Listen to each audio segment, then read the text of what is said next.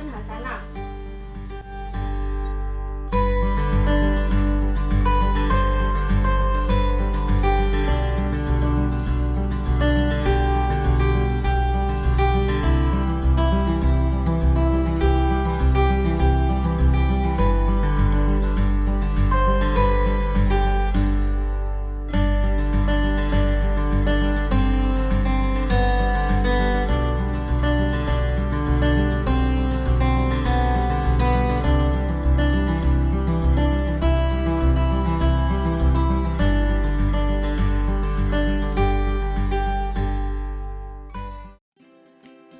Materi pembelajaran fisika hari ini yaitu mengenai kapasitor. Mungkin adik-adik ada yang tahu apa sih kapasitor itu? Kapasitor merupakan alat yang digunakan untuk menyimpan muatan atau energi listrik. Kemampuan sebuah kapasitor dalam menyimpan muatan listrik ini dinyatakan dalam sebuah besaran yang disebut dengan kapasitas. Kapasitas ini memiliki satuan yang berupa farad. Secara sederhana, kapasitor dapat dinyatakan sebagai dua pelat konduktor yang dipisahkan atau disekat oleh dielektrik. Kapasitor merupakan komponen yang sangat penting yang digunakan pada berbagai alat elektronik. Terdapat beberapa contoh penggunaan kapasitor yang banyak kita temui dalam kehidupan sehari-hari. Di antaranya yaitu yang pertama, kapasitor berfungsi untuk memilih frekuensi pada pesawat radio penerima. Yang kedua, kapasitor dapat menghasilkan arus sesaat yang besar pada komponen bridge kamera. Dan yang ketiga, kapasitor ini dapat mengurangi fluktuasi pada keluaran catur daya. Yang keempat, kapasitor dapat menghilangkan bunga api pada sistem pengapian kendaraan bermotor. Dan yang kelima, kapasitor ini dapat berfungsi sebagai tempat menyimpan energi dalam rangkaian penyala elektronik. Selanjutnya yaitu mengenai jenis-jenis kapasitor. Terdapat 3 buah jenis kapasitor yang sering digunakan dalam kehidupan sehari-hari. Di antaranya yaitu kapasitor kertas, kapasitor elektrolit, dan kapasitor variabel. Nah, untuk kapasitor kertas ini terdiri dari 2 pelat timah yang disekat oleh kertas dan kemudian digulung sehingga berbentuk silinder. Nah, dalam hal ini kertas berfungsi sebagai bahan dielektrik yang digunakan untuk memisahkan kedua pelat timah tersebut. Selanjutnya yaitu kapasitor elektrolit. Kapasitor elektrolit ini terdiri dari pelat aluminium dan aluminium oksida yang dipisahkan oleh kertas yang direndam dalam aluminium berat. Kemudian pelat tersebut digulung sehingga membentuk silinder. Sedangkan untuk kapasitor variabel ini terdiri dari tumpukan pelat konduktor yang dipisahkan oleh udara. Nah, kumpulan pelat yang satu dapat diputar terhadap kumpulan pelat yang lainnya. Hal ini akan menyebabkan kapasitas dari kapasitor tersebut berubah. Nah, pembahasannya selanjutnya yaitu mengenai kapasitas kapasitor. Mungkin ada yang tahu apa sih kapasitas kapasitor itu? Ya, kapasitas kapasitor adalah kemampuan suatu kapasitor untuk memperoleh dan menyimpan muatan listrik yang disebut kapasitas atau kapasitansi. Nah, satuan dari kapasitas kapasitor ini ialah farad atau dilambangkan dengan huruf F besar. Pada kenyataannya, satuan farad terlalu besar bagi kapasitor-kapasitor pada umumnya, sehingga digunakan satuan mikrofarad dan juga pikofarad. Nah, 1 mikrofarad ini sama dengan 10 pangkat min 6 farad dan 1 pikofarad sama dengan 10 pangkat min 12 farad. Kapasitas suatu kapasitor didefinisikan sebagai perbandingan tetap antara muatan I yang tersimpan dalam kapasitor dan beda potensial antara kedua konduktornya. Secara matematis dapat dituliskan seperti rumus di samping ini, yaitu C sama dengan Q per V atau Q sama dengan C dikali V. Selanjutnya yaitu kapasitas kapasitor pelat sejajar. Nah, gambar di samping ini menunjukkan 2 pelat konduktor yang disebut dengan kapasitor pelat sejajar.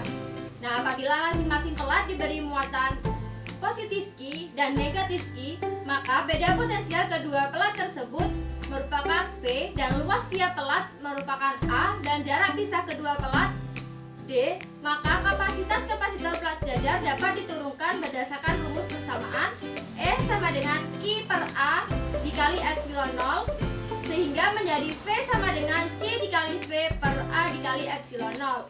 Nah, rumus rumus tersebut dapat diturunkan lagi menjadi C sama dengan epsilon 0 dikali A per D, yang dimana C merupakan kapasitas kapasitor pelat sejajar dengan satuan farad, dan epsilon 0 merupakan permitivitas ruang hampa.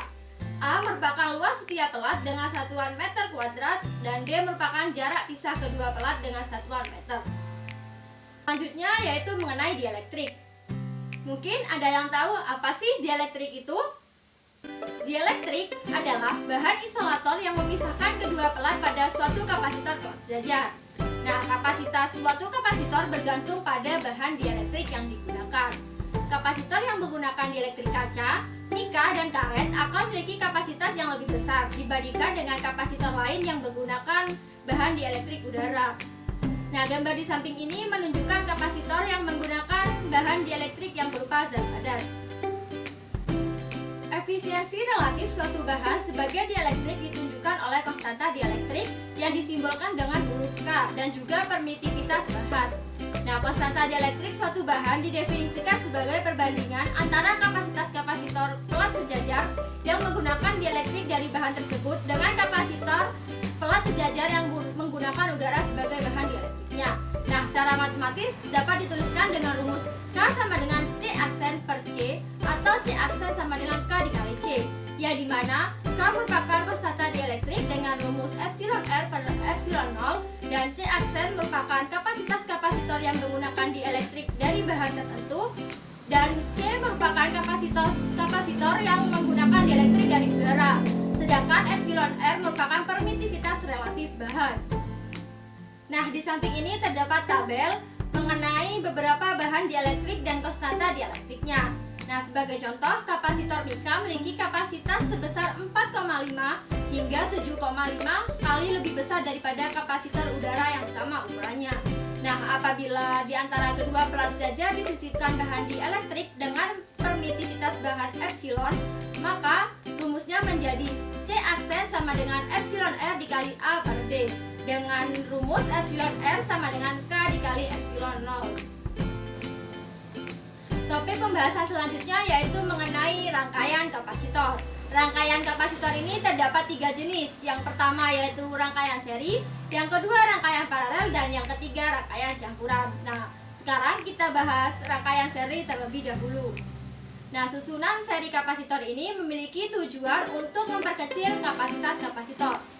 Gimana sih bentuk rangkaian seri itu? Nah, di samping ini sudah disediakan gambar rangkaian seri kapasitor. Nah, dari gambar tersebut, pada susunan seri muatan pada masing-masing kapasitor adalah sama, yaitu sama dengan muatan pada kapasitor pengganti. Seperti Q total sama dengan Q1, sama dengan Q2, sama dengan Q3. Nah, untuk beda potensial pada ujung-ujung kapasitor berganti sama dengan jumlah beda potensial ujung-ujung masing-masing kapasitor, dengan rumus V total sama dengan V1 ditambah V2 ditambah dengan V3. Gabungan dari dua persamaan tadi dengan persamaan V sama dengan Q per C akan menghasilkan rumus V total sama dengan V1 ditambah V2 ditambah V3 sama dengan 1 per C total sama dengan 1 per C1 ditambah 1 per C2 ditambah 1 per C3. Nah, rumus tersebut dapat dilihat seperti gambar di samping ini, yang dimana V total sama dengan V1 ditambah V2 ditambah V3. V totalnya menjadi Q total per C total sama dengan Q1 per C1 ditambah Q2 per C2 ditambah Q3 per C3. Nah, akan menghasilkan rumus Q total per C total sama dengan Q total dalam kurung 1 per C1 ditambah 1 per C2 ditambah 1 per C3, sehingga menjadi 1 per C total sama dengan 1 per C1 ditambah 1 per C2 ditambah 1 per C3. Nah, sehingga pada susunan seri sejumlah kapasitor pada keadaan seimbang berlaku rumus Q total sama dengan Q1 sama dengan Q2 dan sama dengan Q3. Nah, untuk V totalnya yaitu V total sama dengan V1 ditambah V2 ditambah V3, dan 1 per C total sama dengan 1 per C1 ditambah 1 per C2 ditambah 1 per C3. Berikut ini terdapat rumus lain atau dapat dikatakan dengan rumus cepat mengenai rangkaian seri kapasitor. Nah, yang pertama, khusus untuk dua kapasitor yang disusun secara seri, maka berlaku rumus C total sama dengan C1 dikali C2 per C1 ditambah dengan C2. Nah, yang kedua yaitu apabila terdapat N buah kapasitor yang kapasitasnya masing-masing C dan disusun secara seri, maka berlaku rumus C total sama dengan C per N. Nah, yang ketiga, perbandingan tegangan pada ujung-ujung kapasitor yang disusun secara seri yaitu V1 sebanding dengan V2 sebanding juga dengan V3 sama dengan 1 per C1 sebanding dengan 1 per C2 sebanding dengan 1 per C3. Nah, di sini juga terdapat catatan yang dimana kapasitas pengganti susunan seri beberapa buah kapasitor selalu lebih kecil daripada kapasitas kapasitor yang masih kecil. Nah, selanjutnya yaitu kita akan membahas mengenai rangkaian kapasitor yang kedua, yaitu mengenai rangkaian paralel kapasitor. Nah, tujuan dari susunan paralel kapasitor ini yaitu untuk memperbesar kapasitas kapasitor. Nah, untuk gambar rangkaian paralel kapasitor yaitu seperti gambar di samping ini. Nah, pada gambar ini dapat diketahui bahwa beda potensial dari ujung-ujung masing-masing kapasitor adalah sama, yaitu dengan beda potensial sumber tegangan dengan rumus V total sama dengan V1 sama dengan V2 dan sama dengan V3. Nah, muatan kapasitor berganti sama dengan jumlah muatan setiap kapasitor dengan rumus Q total sama dengan Q1 ditambah Q2 ditambah dengan Q3. Jika kedua persamaan tadi digabungkan dengan persamaan Q sama dengan C dikali V, maka akan menghasilkan rumus Q total sama dengan Q1 ditambah Q2 ditambah Q3 menjadi C total sama dengan C1 ditambah C2 ditambah C3. Nah, untuk penurunan rumusnya sendiri dapat dilihat seperti pada gambar di samping, yaitu di mana Q total sama dengan Q1 ditambah Q2 ditambah Q3 menjadi C total dikali V total sama dengan C1 dikali V1 ditambah C2 dikali V2 ditambah C3 dikali V3, yang hasilnya menjadi C total sama dengan C1 ditambah C2 ditambah dengan C3. Nah, sehingga pada susunan paralel ini pada saat sejumlah keadaan setimbang berlaku rumus Q total sama dengan Q1 ditambah Q2 ditambah dengan Q3 dan selanjutnya. Nah, untuk V total sama dengan V1 sama dengan V2 sama dengan V3 dan selanjutnya. Nah, untuk C-nya sendiri yaitu C total sama dengan C1 ditambah C2 ditambah dengan C3.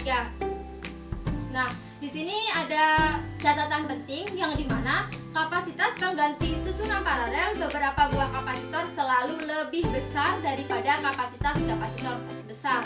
Di sini juga terdapat rumus kilat yang dimana apabila terdapat N buah kapasitor yang kapasitasnya masing-masing C dan disusun secara paralel, maka rumus kilatnya berlaku rumus C total sama dengan N dikali C. Berikut ini disajikan gambar tabel untuk mempermudah mengetahui perbedaan antara rangkaian seri dan rangkaian paralel. Nah, pada gambar di samping dapat dilihat bahwa pada susunan seri dan susunan paralel terdapat beberapa perbedaan. Yang pertama yaitu mengenai muatan listriknya.